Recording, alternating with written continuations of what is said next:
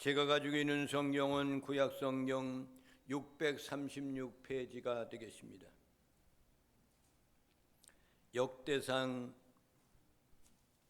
16장 34절부터 36절에 있는 말씀, 한 절씩 교독을 하시겠습니다. 여호와께 감사하라. 그는 선하시며 그의 인자심이 영원함이로다. 너희는 이르기를 우리 구원의 하나님이여 우리를 구원하여 만국 가운데에서 건져내시고 모으사 우리로 주의 거룩한 이름을 감사하며 주의 영광을 드높이게 하소서 할지어다. 다 함께 합독하시겠습니다. 여호와 이스라엘 하나님을 영원부터 영원까지 송축할지로다 하매 모든 백성이 아멘하고 여호와를 찬양하였더라. 아멘. 오늘이 맥주 감사 주일로 드리는 날입니다. 이 맥주 감사라는 그런 절기에 대한 것은 여러분들이 너무나도 잘 알고 있는 내용의 말씀이지만 가장 중요한 것은 우리의 인생의 삶을 지켜주시는 하나님께서 1년 365일이라는 그 기간 동안에 반년을 보내고 나서 7월 첫 주일을 맞이하면은 한국 기독교회는 맥주감사 예배로 하나님께 드리는 겁니다. 그동안 우리의 생명과 인생의 전부를 인도하신 하나님의 은혜입니다 라고 감사를 드리는 것이 맥주감사 예배인 겁니다. 그래서 맥주라는 것은 보리맥차, 보리 주스를 항상 농업인들한테는 그것이 이루어진 다음에 하나님께 맥주 감사 예배를 하나님께 드리는 절기였습니다. 오늘 역대상 16장 34절 36절에 있는 말씀, 전체적으로 16장에 있는 말씀은 다윗 왕이 하나님의 은혜가 너무나도 감사해서 하나님께 기도드리는 기도의 기도문이라 이렇게 할 수가 있습니다. 이 다윗이라는 사람은 왕이 되어서 가장 먼저 한 것이 뭐냐면은 하나님의 언약궤를 예루살렘으로 성취하는 그 일을 감당하는 것이 제일 먼저 했습니다. 언약궤라는 것은 하나님께서 이스라엘 민족들을 지켜야 될 그 법규에 대한 것을 모세를 통해서 시내산에서 직접 하나님이 써서 돌판을 새겨서 그것을 만든 두 돌판을 언약궤 안에 집어넣고, 그리고 이스라엘 민족들이 광야를 지나는 동안 양식이 없을 때 하늘에서 내려주신 만나를 통해 먹고 살았던 그 만나 항아리, 그리고 하나는 아론의 쌍난 지팡이, 이 세 개가 들어있는 것이 언약궤입니다. 그러니까 왕이 되어서 가장 먼저 한 다윗 왕은 뭘 했냐면 언약궤가 휘장 가운데 있는 것이 너무나도 괴롭습니다. 그래서 이 언약궤를 예루살렘으로 이전시켜서 잘 성취하고 그것을 잘 하나님께 드리는 그런 제사를 드리면서 하나님이 나를 이끌어 주신 은혜가 너무나도 감사해서 하나님께 감사의 기도를 드리는 것이 역대상 16장에 있는 말씀 전체를 말하는 거예요.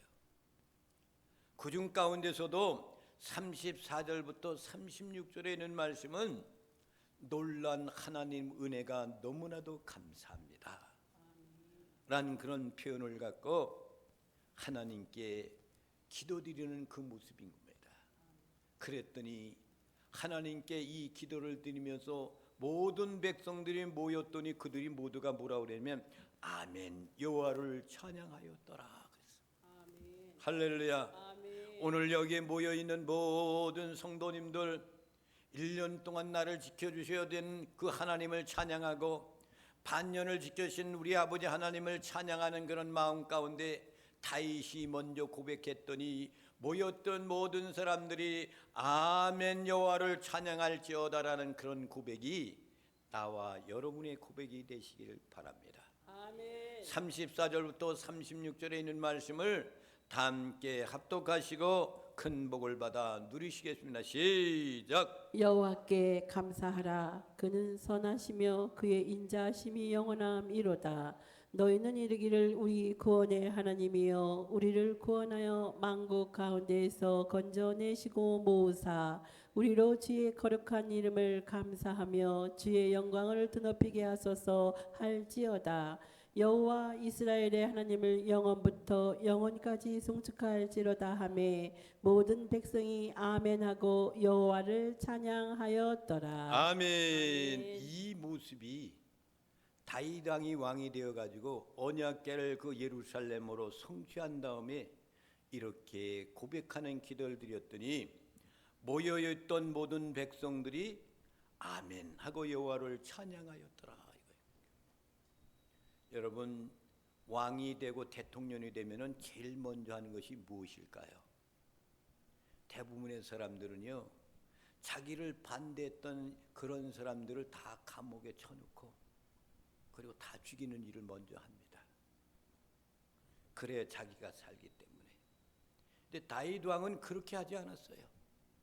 하나님의 언약궤가 얼마나 중요한가, 이 백성들에게 주신 하나님의 법규인데 이것이 휘장 가운데 있는 것이 너무나도 안타까워가지고 예루살렘으로 옮겨서, 그리고 이 다윗 왕은 그것도 천막 가운데 있는 것 이런 것이 너무나도 괴로워가지고 하나님의 성전을 건축해가지고 언약궤를 그곳에 지성소 안에 거기에다 넣기를 간절히 소망했던 것이 다윗 왕의 모습이었습니다. 그러나 하나님이 성전 건축을 다윗 왕한테 허락지 않잖아요. 그래서 하나님의 성전 건축하는 거 이 세상에 있는 사람들도 아무나 성전 건축하는 게 아니에요. 하나님이 정해준 사람을 통해 주고 하나님의 성전을 건축하게 돼 있어요. 옛날에 우리 고향교회도 말이죠, 초대 목사님이 와가지고 성전 건축을 애를 써도 도저히 건축이 안 되는 거야. 그러더니 그러니까 옛날 그런 집에서 하지만 새로운 성전을 건축하기를 원하는 거예요. 안 되는 거예요. 두 번째 온 사람들도 와도 그 사람을 통해 가지고 하나님의 성전 건축이 이루어지기 시작하는 거예요. 그래서 하나님의 성전 건축이라는 것은 아무나 하는 것이 아니야. 대부분이 성전 건축이 되어 있는 걸 그곳으로 이전해 가지고 그곳 가서 예배를 드리면서 부흥하고 성장하는 사람들이 많이 있어요. 그리고 하나님의 예배당을 건축해서 성전 예배를 드리고 나서 그렇게 하고 나서 부흥은 안 돼도 하나님께 드리고 나서 인생을 종식하는 사람도 있단 말이죠. 다윗은 하나님께 오로지 감사를 드리는 기도를 드립니다. 그건 첫째는 무슨 감사였습니까? 과거의 삶에 대한 감사인 거예요. 여러분, 다윗 왕은 어떤 사람이었습니까? 목동에 불과한 자신이었어요. 양을 치는 목동이었잖아요. 자기 아버지의 양을 치는 목동. 그런데 어느 날 블레셋 군인과 싸운다는 소식을, 형들의 전쟁터에 나가서 있는 것을 도시락 갖고 가가지고 그 모습을 보고 자기 민족의 백성들 군인들이 그냥 골리앗이라는 사람한테 겨루고 있을 때 누구도 나가서 싸울 사람이 하나도 없었어요. 그럴 때 다윗은 하나님의 사람이었기 때문에 용기 100배 가지고 물맷돌 3개 그것을 가지고 나가지고 골리앗을 쳐보시잖아요. 할렐루야. 그리고 난 다음에 그가 전쟁 가운데 모든 사울왕과 같이 돌아올 때 모든 여인네들이 환영하는 노래소리가 뭡니까? 다윗이 죽은 자는 만만이요 사울이 죽인 자는 천천이라고 그래요. 사울 왕보다도 다윗이 높아지게 됐단 말이에요. 그러니까 사울은 견딜 수가 없어서 어린 목동 같은 다윗이었지만 다윗을 자기 사위로 끌어들이면서도 그를 죽이려고 합니다. 그래서 명예와 권세가 얼마나 무서운 건지 몰라요. 대통령 되기 위해 가지고 말이에요, 말도 못하잖아요. 여러분, 대통령, 그 대통령 자리는 아무나 돌아간 거 아니잖아. 하나님이 내신 것이 왕이야. 그렇단 말이에요. 그러니까 이는 목동에 불과했던 그 시절에 나를 왕으로 세워주시고, 거기도 더 나아가선 사울왕의 그 죽음 가운데 나를 건져주신 하나님에 대한 과거를 생각하면서 하나님께 어찌 감사하지 않을 수가 있겠습니까? 그러면서 과거를 생각하면서 하나님께 감사를 드립니다.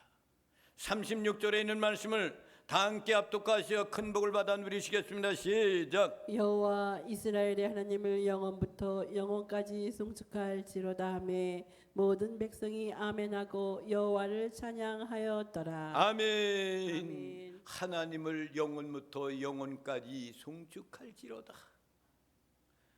이게 누구의 목소리예요? 다윗 왕이 이렇게 고백하는 거야. 하나님을 영원부터 영원까지 송축할지어다 그랬어. 그랬더니 모든 백성들이 아멘하고 여호와를 찬양하였더라 그랬어. 아멘. 하나님의 언약궤를 거기에다 안치하고서 과거를 생각하며 이렇게 고백했던 이 다윗 왕의 모습인 겁니다. 사랑하신 성도 여러분, 맥주 감사 예배를 드리는 여러분의 심령 마음 가운데 과거에 있었던 모든 것, 하나님의 은혜를 생각하면서 여러분들이 여기까지 온 것은 하나님의 은총 가운데 그분의 인도하심을 따라서 여기까지 온 거예요. 아멘. 파란만장한 인생의 삶이잖아요. 이런 것들을 생각하며 과거를 묵상하고 생각해보면 이것은 하나님의 은혜였구나 라는 것을 감사하며 살아야 되는 겁니다. 아멘. 두 번째로는 다윗 왕은 어떤 감사를 드렸는가? 현재의 은혜를 생각하고 감사했다. 오늘 현재를 생각하며 감사할 수 있는 사람은 은혜를 아는 사람입니다. 내가 지금 이렇게 구추하게 살아도, 내가 잘 살고 잘해도 이 가운데서 가장 중요한 것은 뭐예요? 내 안에 그리스도가 계신 것, 이것만큼 귀중한 것이 없어요. 아멘. 나를 구원하신 그분의 은혜가 너무나도 감사하는 그 마음, 내가 믿음 안에 살고 있구나. 오늘 거룩한 날 주님 앞에 맥주 감사 예배를 드리러 하나님 앞에 나와서 예배 드린 거 있구나. 이건 내 힘으로 하는 것이 아니고 하나님의 성령의 힘에 의지해 가지고 하나님 앞에 나와 진실한 감사를 드리는 것, 신앙 안에 있는 거예요. 아멘. 지금 현재가 얼마나 중요한 건지 모릅니다. 아멘. 과거가 아무리 찬란하면 뭐랍니까? 우리 대한민국도 마찬가지예요. 어렸을 때 말입니다. 처음 대한민국을 건국한 지 77년이라는 세월이 흘렀잖아요. 얼마나 어렵게 시작했던 대한민국입니까? 이승만 대통령을 비롯해 이루었던 대통령들이 많이 지나갔잖아요. 어떤 대통령은 경제리베라 5개년 계획을 세워가지고 발전하는 나라를 만들어서 이렇게 했던 것. 그리고 현재 와가지고 우리 대한민국의 모습이 어떻습니까? 옛날에 그렇게 어려웠던 시대보다도 지금 더욱더 어려운 시대가 왔어. 여러분의 피부로 느끼지 못해요. 왜? 여러분들에게 많은 경제적인 도움이 미리 여러분들에게 왔기 때문에. 경제가 어렵고 나라가 위태롭고 그랬어도 우리에게는 아직도 건강하고 든든하단 말이에요. 그런데 이것이 얼마만큼 가겠는가?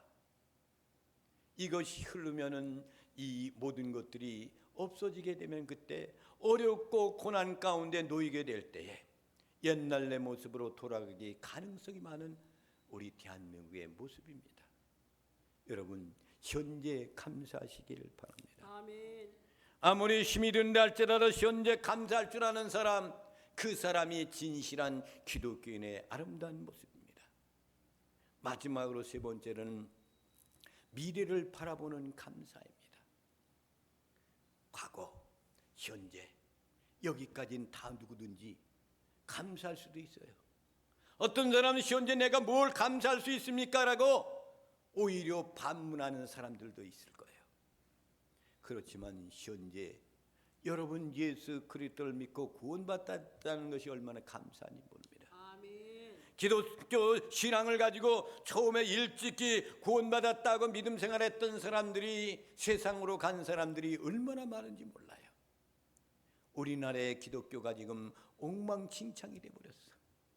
세월이 많이 흘러가다 보니까 진실한 기독교의 모습이 없어지기 시작하는 것이 대한민국의 교회의 모습이란 말이에요. 어린이들이 낳질 않아요.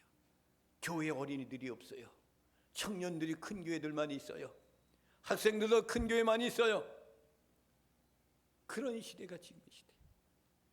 우리가 어렸을 때는 말이죠, 교회에 달려가면 어린아이 친구들이 얼마나 많이 있었습니까?